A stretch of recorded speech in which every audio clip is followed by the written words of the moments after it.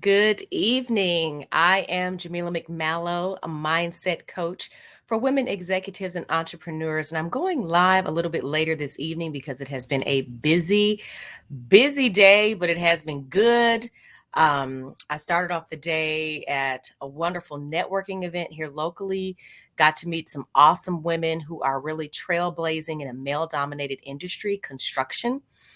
And it was just a good start to the day. Then I went and test drove a car that is going to be my next vehicle. And so I wanted to talk to you tonight because this is something that I don't know, we watch stuff on TV and, you know, um, we're entertained or whatever. But there's a show called The Family Chantel.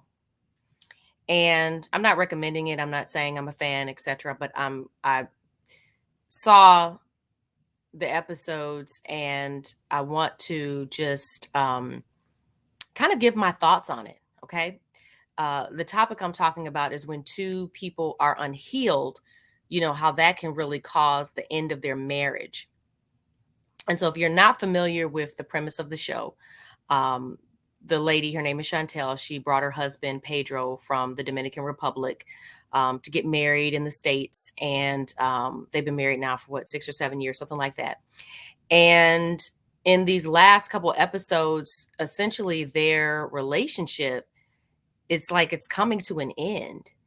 And there's so much pain. So this is why it kind of affected me because their their pain is real. We know that a lot of the stuff that happens on reality TV shows is produced and et cetera, et cetera. But his pain at their relationship ending was real. Her desperation to save her relationship, that was real. Um, her she got so choked up. It was one of those times when when you get the lump in your throat to where you kind of can't even catch your breath. And it was just like whoosh. I mean, I could just feel her emotion. That's real. Like these are real people with real thoughts, feelings, and emotions. And yeah, they have cameras and stuff in their lives, and we're not there 24/7. We don't know what's going on, but their pain is real. And their marriage ending is sad because they love each other. It's so obvious that they love each other. But from my perspective as a mindset coach and as someone who's been working with people around childhood trauma, around relationships for the entirety of my career as a coach, okay, I'm going to give you my 2 cents on what really I feel like took place here. So I want to say it was either earlier this year or last year or whatever. Um, Pedro went back to the Dominican Republic to try to connect with his real father, who's never been in his life. Well, this man never even returned his phone call. So essentially, he didn't acknowledge him at all. Now, when a parent has abandoned you, that is a traumatic event. When a parent has abandoned you, meaning they have never been a part of your life, that is a traumatic event. It doesn't matter if you had a stepdad. It doesn't matter if your mom was so great. When your parent abandons you, that's traumatic to a child.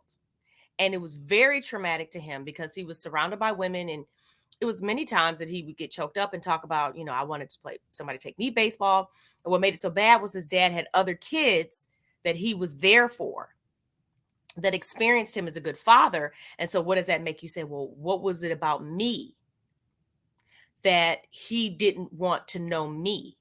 And then here he is as an adult trying to reach out and make this connection with this man because he actually met his brothers and he ignored him again. He didn't even acknowledge his existence. So now you've been rejected twice. What are you supposed to do with that? I'm going to tell you what he did from what I could see from the show, right? Because we're not with them 24/7. We don't live with them, whatever. But from the show, how it was edited or whatever. But even it's not even about that. What I saw was this man was in an extreme amount of pain, hurt that he could not express in words. And his wife still wanted to make demands on him emotionally. Essentially, she still wanted him to show up in the same way as he had been prior to this incident occurring, because she kept saying something changed after we got back from the Dominican Republic. It was different. He was different. He was different. And he was different. He'd been hurt again. He'd been rejected by his father again. And with the knowledge of knowing that this man actually was a loving father to his other sons.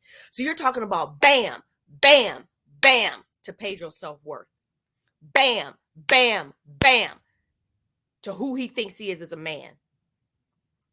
What is he supposed to do with that? See, that's probably the conversation that he was having in his head, is what am I supposed to do with this? How am I supposed to think, feel, and believe about myself? How am I supposed to think and feel, believe about myself as a man? I'm in this relationship. And what he did not do, from what I could see, they didn't talk about it on the show, but what he did not do was he did not seek help to process what happened. He didn't seek help to process what happened the first time in his childhood. Okay? He didn't get any kind of support or help around helping him process what happened to him, being abandoned by his father. And then he didn't get any help around being abandoned a second time. Huge blow. So instead, what he did, because for some men, and especially in some cultures, it's not okay for them to get emotional and be crying. And, what are you supposed to do with all that? Instead of him getting help to sort through his feelings and emotions, he shut down. And so my husband used a really great expression when he explains, like, the fight or flight syndrome. And you may have heard it. You either, fight or flight. You flee, you fight, or you freeze. And so Pedro froze, meaning he just stopped. He completely shut down emotionally. And then he threw himself into his work, because that required zero effort on his part emotionally. It was like he could shut his mind off and just find something that gave him a sense of fulfillment, a sense of achievement, and just go and make it happen. But he forgot that he was married. And he could not shut down that part of his life. And conversely, his wife, who grew up with an intact family, sometimes people whose families stay together and they've always been around their families and they're very close, they've never moved away, they've never been away from their family, they don't know what family patterns and dynamics are in that family that are not as healthy. See, we're all imperfect. Nobody has the lock on how things are, in comparison to somebody else. But when we have no awareness of anyone else's experience, and we think ours is so perfect and it was so great, and we don't have any problems and nothing affected us, then we're not being real. Because even if your home was intact, even if there wasn't, like, nobody was beating, there was food on the table, even if there was nothing hugely horrible going on, our parents were all imperfect. They couldn't give us what they didn't have. And they made mistakes. And if you have not reached the point in your development to where you are able to see and acknowledge how those mistakes affected you, and then done your own work to correct that within yourself, then you can go out into the world believing that you are so perfect and so great, and everybody else has to be like how you are, because this is the way it's supposed to be. No, that's the way it is for you. Okay? And so I don't think she got it. He failed to communicate it because I don't think he knew how. And she didn't get where he really was emotionally. He was bankrupt. He had nothing to give.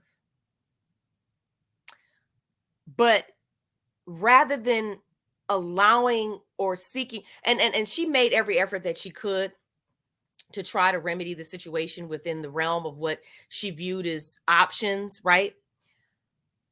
But I don't think she got it. She didn't make him feel seen and heard and understood.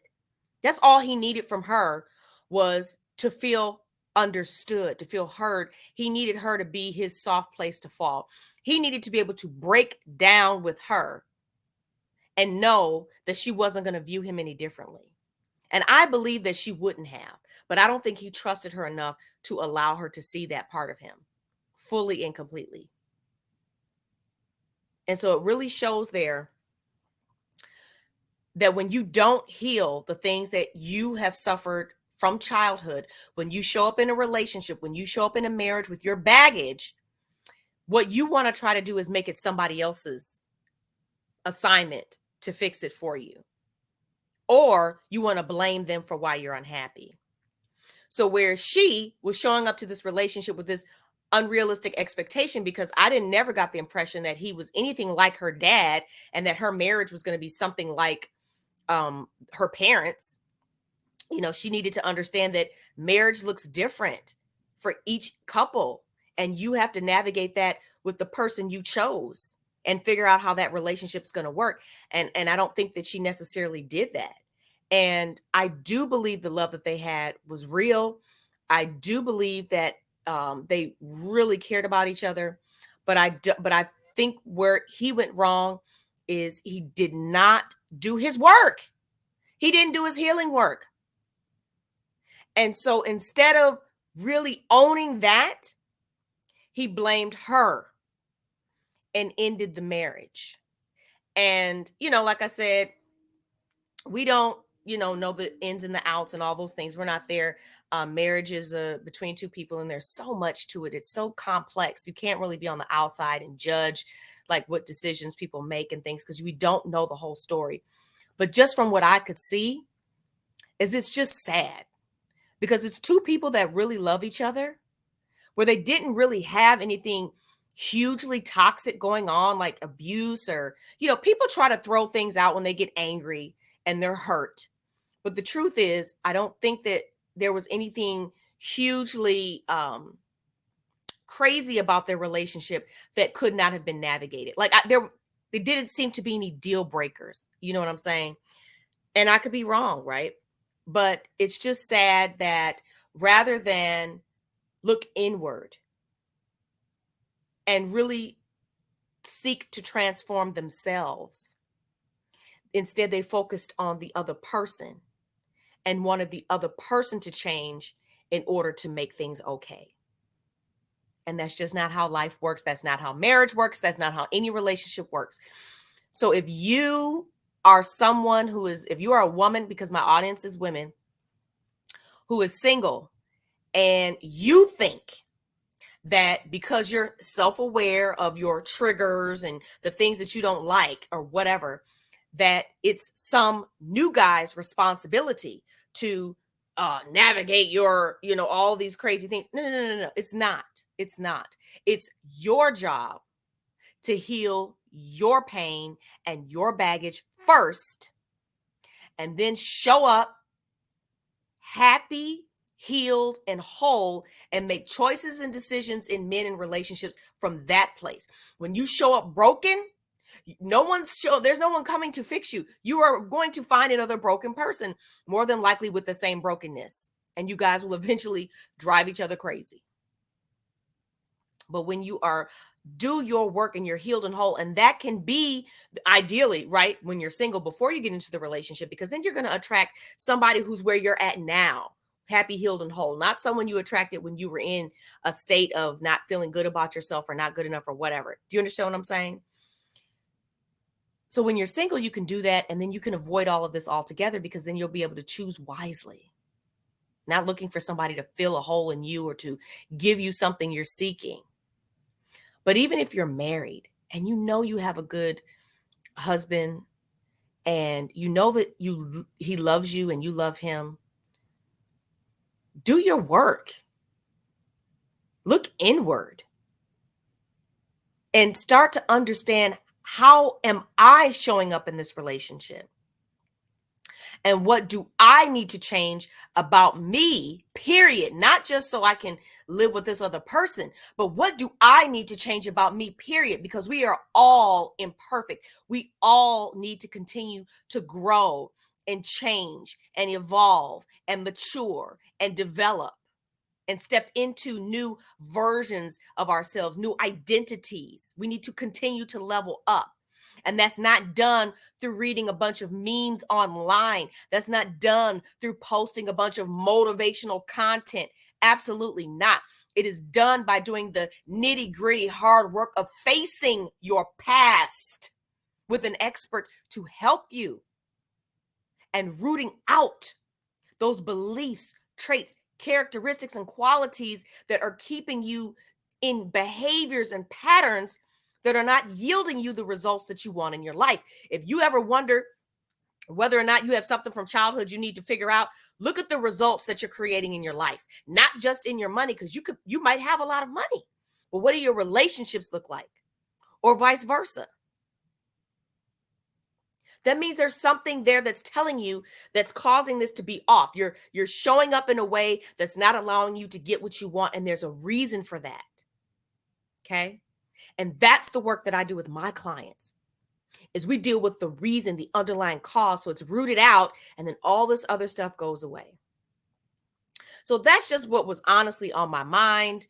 Like I said, I'm not really big on, commenting on, pop culture or whatever, but it just really bothered me to watch this marriage crumble of these two people who really loved each other. And I believe they still love each other. And I hope that he will do his work and he will get the healing that he needs, because he deserves to be free of that pain. He deserves to feel worthy and deserving and to feel lovable. He deserves that for himself. And it's too bad he didn't do that and then reconnect in his relationship and allow it to move to the next level, because relationships change. People grow. But for him to look down on her and to focus his attention on her as she being the cause and the reason as to why he was unhappy in the marriage or the relationship, that was wrong. Because it was wrong and it's not true. It was not her. Was she perfect? No. But he was showing up with a whole lot of unhealed baggage that got added to, that he did not deal with, and was trying to make choices and decisions from a very hurt, dark place. Totally shut down emotionally. Totally shut. This man who would just treated her. I mean, even when they were arguing, he would hold her hand, get her in the car, just little stuff automatic. It wasn't fake, because he loved her. But when he shut down emotionally, all of that stopped. And so it's sad, because I don't think their marriage ending had anything to do with their actual relationship. It had actually to do with the two of them refusing to look inward and instead looking at the other person and expecting them to change. So I hope that he will do his work and do his healing. And I hope that when he does it, that perhaps he will have some regret about the decisions that he's made. Unfortunately, what can sometimes happen, because I believe she's hurt, people do stupid things when they go through divorce. And so then that adds additional pain now, right? And so then the relationship really becomes damaged to where it's like, there's maybe no hope of us ever being able to come back together.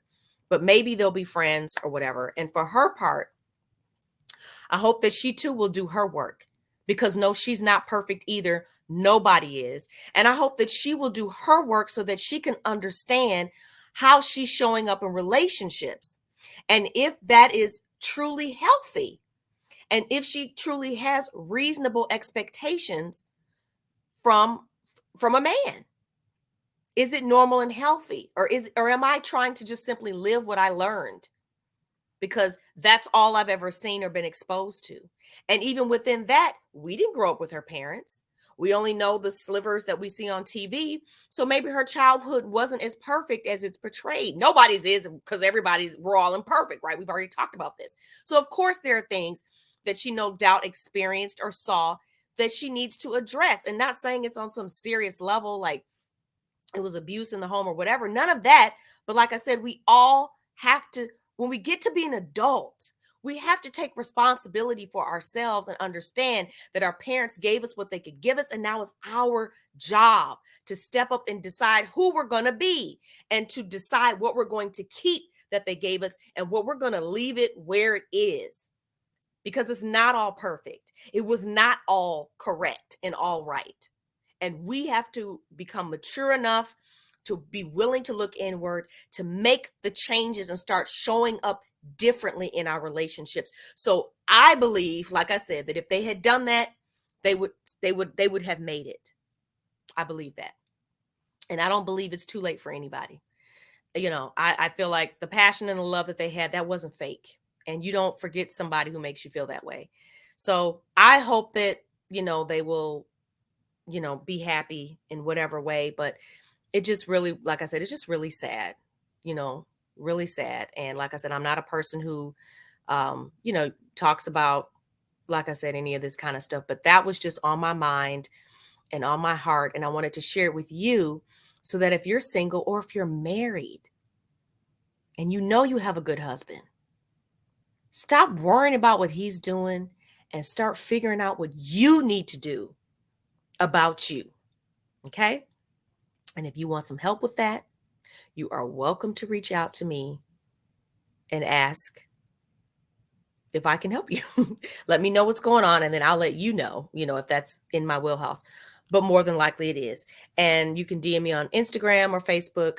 I'm also going to post this on YouTube, and there's no messaging on there. So, and yeah, so that's all I have for you tonight. Thank you so much for watching, and I look forward to seeing you next time.